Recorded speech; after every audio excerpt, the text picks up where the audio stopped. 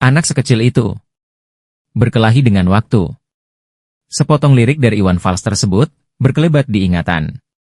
Di depan saya, melintas anak kecil. Benar-benar anak kecil. Tubuhnya dibungkus oleh plastik, agar tak kuyup oleh hujan. Ia melangkah tergesa, di aspal jalanan yang basah. Tanpa alas kaki. Ia memegang payung besar, sangat besar bila dibanding ukuran tubuhnya. Meski badannya dibungkus plastik, meski ia memegang payung, sesungguhnya ia sudah kuyup oleh hujan. Payung yang ia bawa, bukan untuknya. Tapi, untuk siapa saja yang membutuhkannya. Dan, atas dasar itu, ia mendapatkan uang sewa payung tersebut. Sekali jalan dari stasiun ke jalan raya, ia dapat Rp5.000. Dari jalan raya, ia kembali bergegas ke stasiun, berharap ada lagi orang yang menyewa payungnya. Ia tentu saja tak sendiri. Ada anak-anak lain, yang juga menjadi penyedia jasa sewa payung. Ada sekitar 10 orang anak yang menyewakan payung, di pintu timur stasiun Depok tersebut.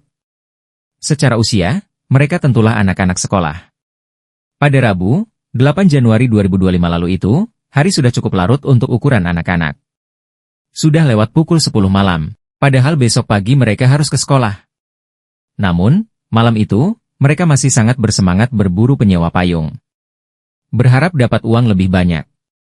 Mumpung musim hujan. Bagi mereka, hujan adalah berkah. Aktivitas musiman yang mendatangkan uang. Orang tua mereka tinggal di seputar stasiun, di sejumlah petak kontrakan. Area stasiun adalah kawasan tempat mereka bermain sehari-hari. Karena itu, mereka enjoy saja berlari-lari tanpa menggunakan alas kaki.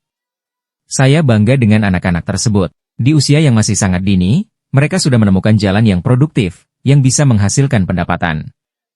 Jalan produktif itu ada di sekitar mereka, hingga mereka tidak perlu pergi jauh-jauh untuk mengeksplorasi peluang. Sejak usia dini, mereka sudah ditempa oleh kehidupan. Langsung bertarung dengan realitas.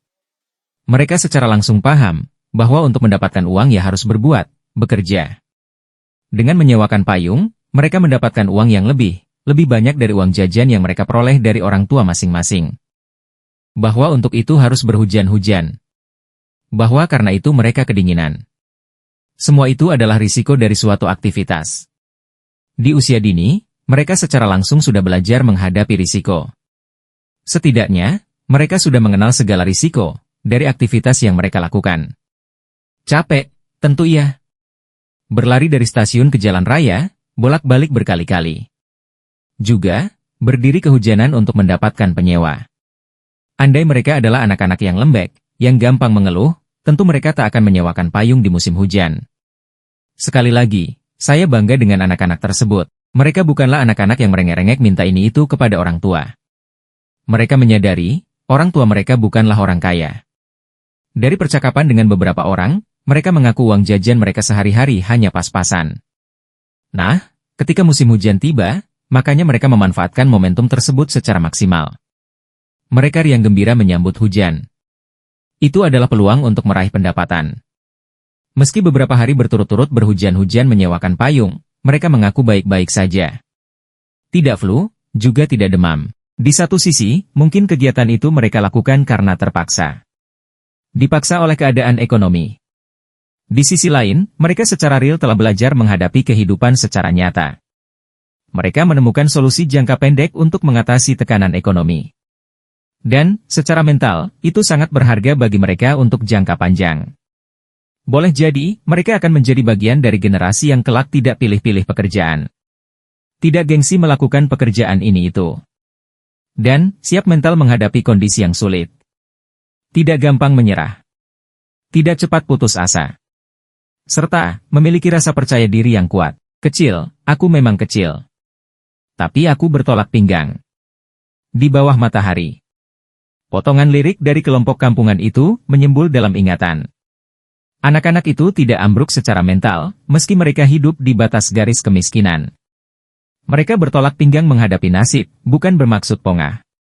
Mereka justru penuh percaya diri menghadapi, meski mungkin nasib mereka belum tentu berubah.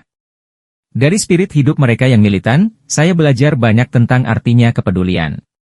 Mencermati anak-anak itu, memandang arus air yang menderas di aspal jalanan, saya menggumamkan sajak W.S. Rendra. Orang-orang miskin di jalan, yang tinggal di dalam selokan, yang kalah di dalam pergulatan, yang diledek oleh impian, janganlah mereka ditinggalkan.